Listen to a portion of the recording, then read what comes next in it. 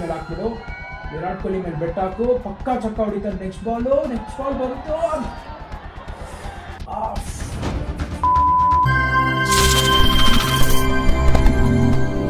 ನಮಸ್ಕಾರ ಗೆಳೆಯರೆ, welcome to a very new video.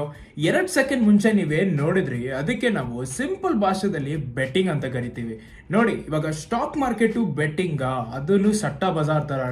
ಅದ್ರಲ್ಲಿ ಏನ್ ನಾವು ದುಡ್ಡು ಹಾಕ್ತಿವಿ ಅದು ಜಾಸ್ತಿ ಕಳ್ಕೊಳ್ತೀವಿ, ಮತ್ತೆ ಅಷ್ಟೊಂದು ಹಣ ಬರೋದಿಲ್ಲನಾ, ಇದು ಏನೇನ್ ಕ್ವೆಶನ್ಸ್ ಇದೆ ನಿಮ್ದು, ಅದು ಎಲ್ಲ ನಾನು ಈ ವಿಡಿಯೋದಲ್ಲಿ ಕ್ಲಿಯರ್ ಮಾಡ್ತೀನಿ. ಅಟ್ ದ ಸೇಮ್ ಟೈಮ್ ಈ ವಿಡಿಯೋದಲ್ಲಿ ನಾವು ಆಪ್ಷನ್ಸ್ ಟ್ರೇಡಿಂಗ್ ಅಂದ್ರೆ ಏನು ಅಂತಾನು ತಿಳ್ಕೊಳ್ತೀವಿ. ಸೊ ವಿತೌಟ್ ಎನಿ ಫರ್ದರ್ ಅಡು ಶುರು ಮಾಡೋಣ.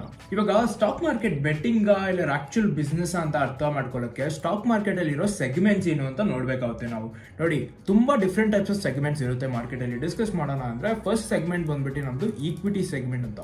ಈಕ್ವಿಟಿ ಸೆಗ್ಮೆಂಟ್ ಅಲ್ಲಿ ನಾವು ಯಾವ ಕಂಪ್ನೀಸ್ ಲಿಸ್ಟ್ ಆಗಿರ್ತದೆ ಸ್ಟಾಕ್ ಮಾರ್ಕೆಟ್ ಅಲ್ಲಿ, ಆ ಕಂಪ್ನಿದು ಅನಾಲಿಸಿಸ್ ಮಾಡ್ಬಿಟ್ಟು ಫ್ಯೂಚರ್ ಅಂದ್ರೆ 5 ವರ್ಷ, 10 ವರ್ಷ, 50 ವರ್ಷನೂ ಇಟ್ಕೋಬಹುದು, ಫ್ಯೂಚರ್ ಅಲ್ಲಿ ಆ ಕಂಪ್ನಿ ಎಷ್ಟು ಚೆನ್ನಾಗಿ ಪರ್ಫಾರ್ಮ್ ಮಾಡುತ್ತೆ ಅಂತ ನಾವು ಒಂದು ಅಸಂಪ್ಷನ್ ಇಕ್ಬಿಟ್ಟು ಆ ಸ್ಟಾಕ್ಸ್ ಮೇಲೆ ಇನ್ವೆಸ್ಟ್ ಮಾಡ್ತೀವಿ. ಅದು ಬಂದ್ಬಿಟ್ಟು ನಮ್ದು ಈಕ್ವಿಟಿ ಸೆಗ್ಮೆಂಟ್. ಸೆಕೆಂಡ್ ಬರೋದು ನಮ್ದು ಡೆರಿವೇಟಿವ್ ಸೆಗ್ಮೆಂಟ್ ಅಂತ. ಡೆರಿವೇಟಿವ್ ಸೆಗ್ಮೆಂಟ್ ಅಲ್ಲಿ 2 ಆಪ್ಷನ್ ಬರುತ್ತೆ. ಒಂದ್ ಬಂದ್ಬಿಟ್ಟು ಫ್ಯೂಚರ್ ಆಪ್ಷನ್, ಸೆಕೆಂಡ್ ಬಂದು ಆಪ್ಷನ್ಸ್ ಟ್ರೇಡಿಂಗ್. ಫಸ್ಟ್ ಫ್ಯೂಚರ್ ಮತ್ತೆ ಆಪ್ಷನ್ಸ್ ಟ್ರೇಡಿಂಗ್ ಬರುತ್ತೆ. ಮೂರನೇದು ಬಂದ್ಬಿಟ್ಟು ಇದ್ರ ಬಗ್ಗೆ ನಾವು ಸ್ವಲ್ಪ ಟೈಮ್ ಅಲ್ಲಿ ಮಾತಾಡೋಣ. ಮೂರನೇದು ಬಂದ್ಬಿಟ್ಟು ಕರೆನ್ಸಿ ಟ್ರೇಡಿಂಗ್ ಅಂತ. ಇವಾಗ ನಮ್ ದುನಿಯಾದಲ್ಲಿ ಎಷ್ಟೊಂದು ದೇಶಗಳಿದೆ, ಎಲ್ಲಾ ದೇಶದ ಅವ್ರದ್ದೊಂದು ಕರೆನ್ಸಿ ಇರುತ್ತೆ. ಆ ಕರೆನ್ಸಿ ರೇಟು ಯಾವ ತರ ಚೇಂಜ್ ಆಗುತ್ತೆ, ಪೊಲಿಟಿಕಲ್ ರೀಸನ್ಸ್ ಇಂದ, ಜಿಯೋ ಎಕನಾಮಿಕ್ ರೀಸನ್ಸ್ ಇಂದ, ಸೊ ಮಲ್ಟಿಪಲ್ ರೀಸನ್ಸ್ ಇಂದ ಕರೆನ್ಸಿ ಏನ್ ಪೇರ್ ಚೇಂಜ್ ಆಗ್ತಾ ಇರುತ್ತೆ, ಅದ್ರ ಮೇಲೆ ನಾವು ಟ್ರೇಡಿಂಗ್ ಮಾಡ್ಬಿಟ್ಟು ಅದಕ್ಕೆ ನಾವು ಕರೆನ್ಸಿ ಟ್ರೇಡಿಂಗ್ ಅಂತ ಕರಿತೀವಿ.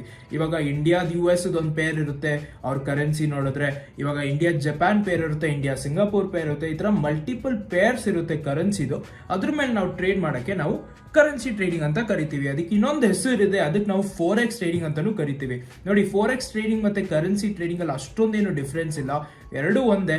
ಅಂದ್ರೆ ಕರೆನ್ಸಿ ಟ್ರೇಡಿಂಗ್ ಇಂಡಿಯಾದಲ್ಲಿ ಬರೀ 4 to 6 ಪೇರ್ಸ್ ಅವೈಲೇಬಲ್ ಇದೆ, ಎದ್ರ ಮೇಲೆ ನಾವು ಟ್ರೇಡ್ ಮಾಡಬಹುದು. ಫೋರೆಕ್ಸ್ ಅಲ್ಲಿ ಎಷ್ಟು ಪೇರ್ಸ್ ಇದೆ ಅದು ಎಲ್ಲದಲ್ಲಿ ನಾವು ಟ್ರೇಡ್ ಮಾಡಬಹುದು.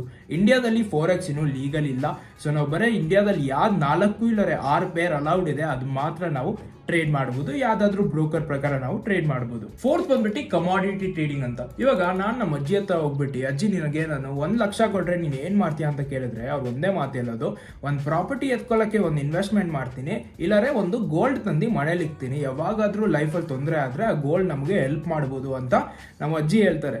ಇವಾಗ ಹಳೆ ಕಾಲ ಅಂದ್ರೆ ಅಷ್ಟೊಂದು ದೂರ ಅಲ್ಲ, 10-20 ವರ್ಷದೇ ಮಾತಾಡಿದ್ರೆ ಅವಾಗ ತುಂಬಾ ಮನೆಯಲ್ಲಿ ಗೋಲ್ಡ್ ತಂದಿಕ್ತಾರೆ, ಅವರು ಸೇಫ್ ಇರ್ತಾರೆ, ಏನಾರೆ ಎಕನಾಮಿಕಲ್ ಪ್ರಾಬ್ಲಮ್ ಬಂದ್ರೆ ಸೇಫ್ ಗೋಲ್ಡ್ ಹೆಲ್ಪ್ ಮಾಡುತ್ತೆ ಅಂತ ಇಕ್ತಾರೆ. ಅದ್ ಬರೇ ಮನೆದಲ್ಲ, ನಮ್ ದೇಶದಲ್ಲೂ ಆತರ ನಡೀತದೆ.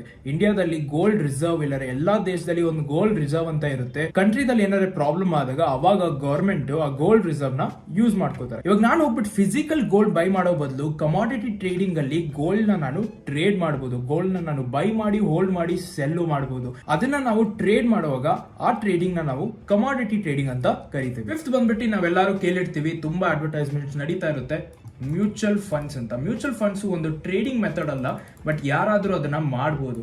ಇವಾಗ ನಾನು ಒಂದು ಅಮೌಂಟ್ ನ ಎಕ್ಸ್ ಅಮೌಂಟ್ ಅದು 10,000 ಒಂದು ತಿಂಗಳಿಗೆ ಅನ್ಕೊಳ್ಳಿ, ನಾನು 10,000 ಮ್ಯೂಚುವಲ್ ಫಂಡ್ಸ್ ಅಲ್ಲಿ ಎವ್ರಿ ಮಂತ್ ಆಗ್ತಾ ಇದ್ರೆ ಅದು ಕಂಪೌಂಡ್ ಇಂಟ್ರೆಸ್ಟ್ ಪ್ರಕಾರ ಜಾಸ್ತಿ ಬೆಳೀತಾ ಇರುತ್ತೆ. ಸೊ ಆ ಕಾನ್ಸೆಪ್ಟ್ ನಾವು ಮ್ಯೂಚುವಲ್ ಫಂಡ್ಸ್ ಅಂತ ಕರಿತೀವಿ. ಮ್ಯೂಚುವಲ್ ಫಂಡ್ಸ್ ಮತ್ತೆ ಟ್ರೇಡಿಂಗ್ ಅಲ್ಲಿ ಜಾಸ್ತಿ ಏನು ವ್ಯತ್ಯಾಸ ಇಲ್ಲ. ಮ್ಯೂಚುವಲ್ ಫಂಡ್ಸ್ ಸ್ವಲ್ಪ ರಿಸ್ಕ್ ಕಮ್ಮಿ ಇರುತ್ತೆ, ಟ್ರೇಡಿಂಗ್ ಅಲ್ಲಿ ರಿಸ್ಕ್ ಜಾಸ್ತಿ ಇರುತ್ತೆ. ಮ್ಯೂಚುವಲ್ ಫಂಡ್ಸ್ ಅಲ್ಲಿ ನಾನೇ ಹೋಗ್ಬಿಟ್ಟು ಸ್ವಂತ ಟ್ರೇಡ್ ಮಾಡ್ಬೇಕಂತ ಇರಲ್ಲ, ನನ್ನ ಅಮೌಂಟ್ ನ ಇನ್ವೆಸ್ಟ್ ಮಾಡ್ತಾ ಇದ್ರೆ ಎಕ್ಸ್ಪರ್ಟ್ಸ್ ಯಾರು ಕೂತಿರ್ತಾರೆ ಆ ಅಮೌಂಟ್ ನ ಅವರು ಪ್ರಾಪರ್ ಆಗಿ ಎಲ್ಲ ಕಂಪ್ನಿಗಳಲ್ಲಿ ಡಿವೈಡ್ ಮಾಡಿ ಇನ್ವೆಸ್ಟ್ ಮಾಡ್ತಾರೆ. ಅಲ್ಲಿ ಬರೋ ರಿಟರ್ನ್ಸ್ ನಮಗ್ ಬರುತ್ತೆ, ಅವರು ಅದರಲ್ಲಿ ಸ್ವಲ್ಪ ಕಟ್ಟಿರ್ತಾರೆ. ಇವಾಗ ಗ್ರೋ ಆಪ್ ಆಗೋಯ್ತು, ದನ್ ಆಪ್ ಆಗೋಯ್ತು, ಈ ತರ ಮಲ್ಟಿಪಲ್ ಆಪ್ಸ್ ಇರುತ್ತೆ, ಮಲ್ಟಿಪಲ್ ಕಂಪ್ನೀಸ್ ಇರುತ್ತೆ. ಇವರೆಲ್ಲ ನಮ್ಮ ಹತ್ರ ಸ್ವಲ್ಪ ಕಮಿಷನ್ ಎತ್ಕೊಂಡು ಈ ತರ ಒಂದು ಫ್ಲೆಕ್ಸಿಬಲ್ ಸರ್ವಿಸ್ ನಮ್ಗೆ ಕೊಡ್ತಾರೆ. ಇವಾಗ ಸಾಕಷ್ಟು ಜನ ಹೇಳ್ತಾರೆ ಸ್ಟಾಕ್ ಮಾರ್ಕೆಟ್ ಗ್ಯಾಬ್ಲಿಂಗ್ ಅಂತ. ನಾನು 100% ಹೇಳ್ಬೋದು, ಆ ತರ ಮಾತಾಡೋರು ಎಲ್ಲರೂ ಸ್ಟಾಕ್ ಮಾರ್ಕೆಟ್ ಅಲ್ಲಿ ಆಪ್ಷನ್ಸ್ ಟ್ರೇಡಿಂಗ್ ಮಾಡಿರ್ತಾರೆ. ಈಕ್ವಿಟಿ ಟ್ರೇಡಿಂಗ್ ಅಲ್ಲಿ ಇಷ್ಟು ಲಾಸ್ ಆಗೋ ಸಂಭಾವನೆ ತುಂಬಾನೇ ಕಮ್ಮಿ. ನೀವು ಈಕ್ವಿಟಿ ಟ್ರೇಡಿಂಗ್ ಮಾಡಿ, ಇಲ್ಲರೆ ಸ್ವಿಂಗ್ ಟ್ರೇಡಿಂಗ್ ಮಾಡಿ, ಇಲ್ಲ ಇಂಟ್ರಾಡೇ ಟ್ರೇಡಿಂಗು ಮಾಡಿ, ಅಂದ್ರೂ ಇಷ್ಟು ಲಾಸು ಆಗಕ್ ನಿಮ್ಗೆ ಚಾನ್ಸೇ ಇಲ್ಲ. ಯಾವಾಗ ನೀವು ಆಪ್ಷನ್ಸ್ ಟ್ರೇಡ್ ಒಳಗಡೆ ಇಳಿತೀರಾ ಅವಾಗ ನಿಮ್ ಕ್ಯಾಪಿಟಲ್ 10,000 ಅಂದ್ರೆ ಅದರಲ್ಲಿ ನಿಮ್ದು 5,000 ಒಂದೇ ಟ್ರೇಡ್ ಅಲ್ಲಿ ಹೋಯ್ತು, ಇಲ್ಲ 10,000 ಒಂದೇ ಟ್ರೇಡ್ ಅಲ್ಲಿ ಹೋಯ್ತು, ಅದು ಪಾಸಿಬಲ್ ಇದೆ. ಸೊ ಆಪ್ಷನ್ ಟ್ರೇಡಿಂಗ್ ಕಾನ್ಸೆಪ್ಟ್ ಏನಿದೆ ಅದ್ರ ಮೇಲೆ ನಾವು ಸ್ವಲ್ಪ ಸಮಯದಲ್ಲಿ ಬರೋಣ. ಇವಾಗ ನಾವು ಗ್ಯಾಂಬ್ಲಿಂಗ್ ಟಾಪಿಕ್ ಹಿಡ್ಕೊಂಡ್ರೆ, ಈಕ್ವಿಟಿದಲ್ಲಿ ನೀವು ಟ್ರೇಡ್ ಮಾಡಿದ್ರೆ, ಈಕ್ವಿಟಿದಲ್ಲಿ ನೀವು ಸ್ವಿಂಗ್ ಸ್ವಿಂಗ್ ಟ್ರೇಡಿಂಗ್ ಮಾಡ್ಬೋದು, ಇಲ್ಲ ಇಂಟ್ರಾಡೇ ಟ್ರೇಡಿಂಗ್ ಮಾಡ್ಬೋದು. ನೀವು ಈ ತರ ಟ್ರೇಡಿಂಗ್ ಮಾಡಿದ್ರೆ ಅದನ್ನ ನಾವು ಗ್ಯಾಂಬ್ಲಿಂಗ್ ಅಂತ ಕರಿಯಕ್ಕಾಗೋದಿಲ್ಲ. ಯಾಕಂದ್ರೆ ನೀವು ಪ್ರಾಪರ್ ರಿಸರ್ಚ್ ಮಾಡ್ಬಿಟ್ಟು ಒಂದು ಸ್ಟಾಕ್ ನ ಪ್ರಾಪರ್ ಆಗಿ ಅನಾಲಿಸಿಸ್ ಮಾಡ್ಬಿಟ್ಟು ನೀವು ಇದರಲ್ಲಿ ಟ್ರೇಡ್ ಮಾಡಕ್ ಹೋಗ್ತಾ ಇದ್ದೀರಾ. ಇವಾಗ ನೋಡಿ, ಅನಾಲಿಸಿಸ್ ಬಗ್ಗೆ ಮಾತಾಡಿದ್ರೆ ನಮ್ಮ ಹತ್ರ 2 ತರ ಅನಾಲಿಸಿಸ್ ಬರುತ್ತೆ. ಒಂದು ಅನಾಲಿಸಿಸ್ ಬಂದು ಫಂಡಮೆಂಟಲ್ ಅನಾಲಿಸಿಸ್ ಅಂತ, ಸೆಕೆಂಡ್ ಬಂದು ಟೆಕ್ನಿಕಲ್ ಅನಾಲಿಸಿಸ್ ಅಂತ. ಫಂಡಮೆಂಟಲ್ ಅನಾಲಿಸಿಸ್ ಅಲ್ಲಿ ನಾವು ಕಂಪ್ನಿದು ಬ್ಯಾಕ್ ಗ್ರೌಂಡ್ ಓದ್ತೀವಿ, ಅವ್ರದ್ದು ಫೈನಾನ್ಷಿಯಲ್ ಶೀಟ್ಸ್ ಓದ್ತೀವಿ, ಮತ್ತೆ ಕಂಪ್ನಿ ಎಷ್ಟು ವರ್ಷದಿಂದ ಆಪರೇಟ್ ಮಾಡ್ತಾ ಇದೆ, ಅವ್ರ ಫೌಂಡರ್ಸ್ ಯಾರಿದ್ದಾರೆ, ಅವ್ರ ಫ್ಯೂಷನ್ ವಿಷನ್ ಏನಿದೆ ಅಂತ ನಾವು ಈ ತರ ಮಲ್ಟಿಪಲ್ ಕಾನ್ಸೆಪ್ಟ್ಸ್ ನ ಅರ್ಥ ಮಾಡ್ಕೊಂಡು ಫಂಡಮೆಂಟಲ್ ಅನಾಲಿಸಿಸ್ ಮಾಡಿ ಆ ಕಂಪ್ನಿದು ಸ್ಟಾಕ್ ಏನಿದೆ ಅದಕ್ಕೆ ಬೈ ಮಾಡ್ಬಿಟ್ಟು ಹೋಲ್ಡ್ ಮಾಡ್ತೀವಿ. ಈ ಕಾನ್ಸೆಪ್ಟ್ ನಾವು ಸ್ವಿಂಗ್ ಟ್ರೇಡಿಂಗ್ ಅಂತಾನು ಕರಿಬಹುದು. ಸ್ವಲ್ಪ ಜಾಸ್ತಿ ಟೈಮ್ ಅಂದ್ರೆ 1 year 2 year ಅಂತ ಕರೆದ್ರೆ ಅದಕ್ಕೆ ನಾವು ಇನ್ವೆಸ್ಟಿಂಗ್ ಅಂತಾನು ಕರಿಬಹುದು. ಅದಕ್ಕಿಂತ ಕಮ್ಮಿ ಟೈಮಿಗೆ ಯಾರಾದ್ರೂ ಹೋಲ್ಡ್ ಮಾಡಿದ್ರೆ ಅದಕ್ಕೆ ಕಾನ್ಸೆಪ್ಟ್ ನಾವು ಸ್ವಿಂಗ್ ಟ್ರೇಡಿಂಗ್ ಅಂತ ಕರಿತೀವಿ. ಅದೇ ತರ ಇವಾಗ ಟೆಕ್ನಿಕಲ್ ಅನಾಲಿಸಿಸ್ ಬಗ್ಗೆ ಮಾತಾಡಿದ್ರೆ ಟೆಕ್ನಿಕಲ್ ಸ್ವಲ್ಪ ಶಾರ್ಟ್ ಟರ್ಮ್ ಟ್ರೇಡಿಂಗ್ ಗೆ ಹೆಲ್ಪ್ ಆಗುತ್ತೆ. ಇಂಟ್ರಾಡೇ ಟ್ರೇಡಿಂಗ್ ಅಲ್ಲಿ ಮೆಜಾರಿಟಿ ಬಂದ್ಬಿಟ್ಟು ಟೆಕ್ನಿಕಲ್ ಅನಾಲಿಸಿಸ್. ನೀವು ಫಂಡಮೆಂಟಲ್ ಅನಾಲಿಸಿಸ್ ಕಾನ್ಸೆಪ್ಟ್ ತಗೊಂಡು ಇಂಟ್ರಾಡೇ ಟ್ರೇಡಿಂಗ್ ಮಾಡಕ್ಕಾಗಲ್ಲ, ನೀವು ಟೆಕ್ನಿಕಲ್ ಅನಾಲಿಸಿಸ್ ಕಾನ್ಸೆಪ್ಟ್ ನ ತಗೊಂಡು ಇನ್ವೆಸ್ಟಿಂಗ್ ಮಾಡಕ್ಕಾಗಲ್ಲ. ಅದೇ ತರ technical analysis short term trading help ಆಗುತ್ತೆ, ಫಂಡಮೆಂಟಲ್ ಲಾಂಗ್ ಟರ್ಮ್ ಟ್ರೇಡಿಂಗ್ ಗೆ ಹೆಲ್ಪ್ ಆಗುತ್ತೆ. ಇವಾಗ ಆಪ್ಷನ್ಸ್ ಟ್ರೇಡಿಂಗ್ ಬಗ್ಗೆ ಮಾತಾಡಿದ್ರೆ ಈ ವಿಡಿಯೋ ಸ್ಟಾರ್ಟ್ ಆದಾಗೆ ನೀವು ನೋಡಿದ್ರಿ ನಾನು ಒಂದು ಟೀಮು ಇಲ್ಲರೆ ಒಂದು ಪ್ಲೇಯರ್ ಮೇಲೆ ಬೆಟ್ ಮಾಡ್ತಾ ಇದ್ದೆ. ಅದ್ರದ್ದು ಅರ್ಥ ಏನಿದೆ, ನನಗೆ ಶೋರ್ ಇಲ್ಲ ಯಾರು ವಿನ್ ಆಗ್ತಾರೆ ಅಂತ. ವಿರಾಟ್ ಕೊಹ್ಲಿ ಒಂದು 6 ಹೊಡಿಬಹುದು, ಇಲ್ಲಾರೆ ವಿರಾಟ್ ಕೊಹ್ಲಿ ಡಕ್ಔಟು ಆಗ್ಬೋದು. ಸೊ ನಾವು ಶೋರ್ ಇಲ್ಲ ಈ ಸಿಚುವೇಶನ್ ಅಲ್ಲಿ. ಆಪ್ಷನ್ ಟ್ರೇಡಿಂಗ್ ಅಲ್ಲೂ ಅದೇ ಸಿಚುವೇಶನ್.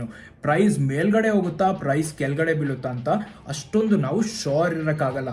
ಇವಾಗ ಯಾಕೆ ಅಷ್ಟು ಶೋರ್ ಇರಕ್ಕಾಗಲ್ಲ ಅಂದ್ರೆ ಆ ಕಾನ್ಸೆಪ್ಟ್ ನ ಸ್ವಲ್ಪ ಅರ್ಥ ಮಾಡ್ಕೊಳ್ಳೋಣ. ನೋಡಿ, ಇವಾಗ ಈಕ್ವಿಟಿದಲ್ಲಿ ರಿಲಯನ್ಸ್ ಸ್ಟಾಕ್ ಮೇಲ್ಗಡೆ ಹೋಗ್ತಾ ಇದ್ರೆ ನಮಗೇನು ಅನ್ಸುತ್ತೆ, ರಿಲಯನ್ಸ್ ತುಂಬಾ ಚೆನ್ನಾಗಿ ಪರ್ಫಾರ್ಮ್ ಮಾಡ್ತಾ ಇದೆ, ಅದ್ರ ಟ್ರ್ಯಾಕ್ ರೆಕಾರ್ಡ್ ಜಾಸ್ತಿ ಇದೆ. 1 year ರಿಲಯನ್ಸ್ ರಿಟರ್ನ್ಸ್ ನೋಡಿದ್ರೆ ತುಂಬಾನೇ ಜಾಸ್ತಿ ಇರುತ್ತೆ. ಇವಾಗ 5 ವರ್ಷದ ರಿಟರ್ನ್ಸ್ ನೋಡಿದ್ರೆ ತುಂಬಾನೇ ಜಾಸ್ತಿ ಇರುತ್ತೆ. ಸೊ ನಾವು ಟೈಮ್ ನ ಕನ್ಸಿಡರ್ ಮಾಡಿದೀವಿ ಇಲ್ಲಿ. 1 ವರ್ಷ ಒಂದು ಸ್ಮಾಲ್ ಅಮೌಂಟ್ ಆಫ್ ಟೈಮು ಅಲ್ಲ, ಸ್ವಲ್ಪ ಜಾಸ್ತಿನೇ ಟೈಮು. ತುಂಬಾ ಇವೆಂಟ್ಸ್ ಆಗಿರ್ಬೋದು 1 year ಅಲ್ಲಿ, ತುಂಬಾ ಪ್ರೋಗ್ರೆಸ್ ಆಗಿರ್ಬೋದು 1 year ಅಲ್ಲಿ. ಅದೇ ತರ 5 years ಸ್ವಲ್ಪ long amount of time. So ಇದು 1 ವರ್ಷ 5 ವರ್ಷದಲ್ಲಿ ಸ್ವಲ್ಪ ಚೆನ್ನಾಗಿ ಪರ್ಫಾರ್ಮ್ ಮಾಡಿದ್ರೆ ಸ್ಟಾಕು, ಅದನ್ನ ನಮ್ದು ಅನಾಲಿಸಿಸ್ ಮೇಲೆ ತಗೊಂಡು ನಾವು ಇದ್ರ ಮೇಲೆ ರಿಲಯನ್ಸ್ ನ ಬೈ ಇಲ್ಲರೆ ಸೆಲ್ ಮಾಡ್ಬೋದು. ಬಟ್ ಆಪ್ಷನ್ಸ್ ಟ್ರೇಡಿಂಗ್ ಒಳಗಡೆ ಕಾನ್ಸೆಪ್ಟ್ ಏನಿರುತ್ತೆ ಅಂದ್ರೆ, ಇವಾಗ ನಿಫ್ಟಿ ಬಗ್ಗೆನೇ ಮಾತಾಡಿದ್ರೆ, ನಿಫ್ಟಿ ಸ್ಟಾಕ್ಸ್ ಮೇಲೆ ನಾನು ಆಪ್ಷನ್ ಟ್ರೇಡಿಂಗ್ ಮಾಡ್ಬೇಕಂದ್ರೆ ಆಪ್ಷನ್ ಪ್ರೈಸಸ್ ಏನಿರುತ್ತೆ ಅದು ನಿಫ್ಟಿ ಮೇಲೆ ಡಿಪೆಂಡ್ ಇರುತ್ತೆ. Because every option script prices ಏನಿರುತ್ತೆ ಅದು ಮೇಲ್ಗಡೆ ಕೆಳಗಡೆ ಹೋಗೋದು ಅದ್ರ ಪೇರೆಂಟ್ ಇಂದ. ಅದ್ರ ಪೇರೆಂಟ್ ಯಾವ್ದ್ರಲ್ಲಿ ನಿಫ್ಟಿ. ಬ್ಯಾಂಕ್ ನಿಫ್ಟಿದ ಆಪ್ಷನ್ಸ್ ಬ್ಯಾಂಕ್ ನಿಫ್ಟಿ ಮೇಲೆ ಡಿಪೆಂಡ್ ಆಗುತ್ತೆ, ರಿಲಯನ್ಸ್ ಆಪ್ಷನ್ಸ್ ರಿಲಯನ್ಸ್ ಮೇಲೆ ಡಿಪೆಂಡ್ ಆಗುತ್ತೆ, ಏಷ್ಯನ್ ಪೇಂಟ್ಸ್ ಮೇಲೆ. ಅದೇ ತರ ಎಲ್ಲ ಸ್ಟಾಕ್ಸ್ ಆಪ್ಷನ್ಸ್ ಏನಿದೆ ಅದೆಲ್ಲ ಸ್ಟಾಕ್ ಮೇಲೆ ಡಿಪೆಂಡ್ ಆಗುತ್ತೆ.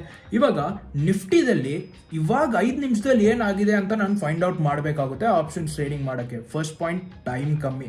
5 ನಿಮಿಷ ಅನಾಲಿಸಿಸ್ ಎಲ್ಲಿ, 1 ವರ್ಷದ ಅನಾಲಿಸಿಸ್ ಎಲ್ಲಿ. ಈಕ್ವಿಟಿ ಟ್ರೇಡಿಂಗ್ ಅಲ್ಲಿ ನಾವು 1 ವರ್ಷದ ಅನಾಲಿಸಿಸ್ ಮಾಡ್ಬೋದು. ಆಪ್ಷನ್ಸ್ ಟ್ರೇಡಿಂಗ್ ಅಲ್ಲಿ ನಾವು 5 ನಿಮಿಷ 10 ನಿಮಿಷ 15 ನಿಮಿಷ ಇಲ್ಲ 1 hour ಅನಾಲಿಸಿಸ್ ಮಾಡ್ಬೋದು. ಫಸ್ಟ್ ಪ್ರಾಬ್ಲಮ್, ಟೈಮ್ ಜಾಸ್ತಿ ಇರಲ್ಲ. ಟೈಮ್ ಇಲ್ಲ ಅಂದ್ರೆ ಡೇಟಾ ಜಾಸ್ತಿ ಇರಲ್ಲ. ಸೆಕೆಂಡ್, ಆಪ್ಷನ್ಸ್ ಅಲ್ಲಿ ಪ್ರೈಸಸ್ 5 ಕಂಡೀಷನ್ಸ್ ಇಂದ ಚೇಂಜ್ ಆಗುತ್ತೆ. ಆ ಕಂಡೀಷನ್ಸ್ ನಾವು ಆಪ್ಷನ್ ಗ್ರೀಕ್ಸ್ ಅಂತ ಕರಿತೀವಿ. ಫಸ್ಟ್ ಕಂಡೀಷನ್ ಬಂದ್ಬಿಟ್ಟು ಡೆಲ್ಟಾ, ಸೆಕೆಂಡ್ ಬಂದ್ಬಿಟ್ಟು ಗಾಮಾ, ಥರ್ಡ್ ಬಂದ್ಬಿಟ್ಟು ನಮ್ದು ಟೀಟಾ, ಫೋರ್ತ್ ಬಂದ್ಬಿಟ್ಟು ನಮ್ದು ವೇಗಾ, ಫಿಫ್ತ್ ಬಂದು ನಮ್ದು ರೋ. ಇದು 5 ಡಿಫ್ರೆಂಟ್ ಕಂಡೀಷನ್ಸ್ ಇಂದ ಪ್ರೈಸ್ ಚೇಂಜ್ ಆಗುತ್ತೆ ಆಪ್ಷನ್ಸ್ ಅಲ್ಲಿ. ಅದ್ರ ಜೊತೆ ಟೈಮು ಕಮ್ಮಿ. ಸೊ ಇಷ್ಟೊಂದೆಲ್ಲ ಕಂಡೀಷನ್ಸ್ ಇದ್ರೆ ಇಲ್ಲಿ ಪ್ರೈಸಸ್ ಪ್ರಾಪರ್ ಆಗಿ ಚೇಂಜ್ ಆಗಲ್ಲ ನಮ್ಮ ಆಪ್ಷನ್ಸ್ ಟ್ರೇಡಿಂಗ್ ಅಲ್ಲಿ. ಅದಕ್ಕೋಸ್ಕರ ಆಪ್ಷನ್ಸ್ ಟ್ರೇಡಿಂಗ್ ಅಲ್ಲಿ ನಿಮ್ಮ ಅನಾಲಿಸಿಸ್ ಕರೆಕ್ಟ್ ಇದ್ರೂ ನೀವು ಲಾಸ್ ಬುಕ್ ಮಾಡ್ಕೋತೀರಾ. ಇವಾಗ ಏನ್ ಅರ್ಥ ಆಗ್ತಾ ಇದೆ, ನಮ್ಮ ಹತ್ರ ಸಾಕಷ್ಟು ಇನ್ಫಾರ್ಮೇಶನ್ ನಮ್ಮ ಕೈಯಲ್ಲಿಲ್ಲ. ಅದಕ್ಕೆ ನಾವು ಪ್ರಾಪರ್ ಆಗಿ ಅಸಂಪ್ಷನ್ ಮಾಡೋಕ್ಕಾಗಲ್ಲ ಪ್ರೈಸ್ ಮೇಲ್ಗಡೆ ಹೋಗುತ್ತಾ ಇಲ್ಲರೆ ಕೆಳಗಡೆ ಹೋಗುತ್ತಾ ಅಂತ ಆಪ್ಷನ್ಸ್ ಒಳಗಡೆ. ಅದು ಅಸಂಪ್ಷನ್ ಮಾಡೋಕ್ಕೆ ನಿಮಗೆ ತುಂಬ ವರ್ಷದ ಎಕ್ಸ್ಪೀರಿಯನ್ಸ್ ಬೇಕು, ತುಂಬ ಮಾರ್ಕೆಟಲ್ಲಿ ನಿಮ್ಮದು ಎಕ್ಸ್ಪ್ಲೋಜರ್ ಇರಬೇಕು.